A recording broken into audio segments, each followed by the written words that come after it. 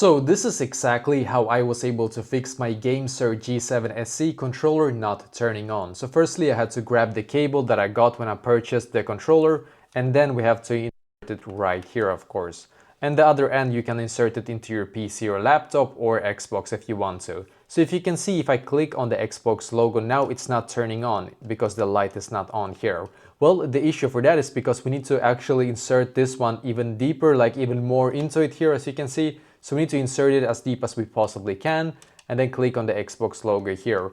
And now it turns on, and now it should be recognized, as you can see, on my PC or laptop here, or on your Xbox if you want to, obviously. So make sure that the cable is all the way inserted. That is the most common reason why your controller is not turning on. The other reason is that the cable might be faulty, and you need to get a new cable that has a USB-C and that you can insert into PC, laptop or Xbox, depending on what you want to use, of course. It might be a cable issue if this still isn't working for you, but try this and hopefully this is going to be able to fix it for you as well.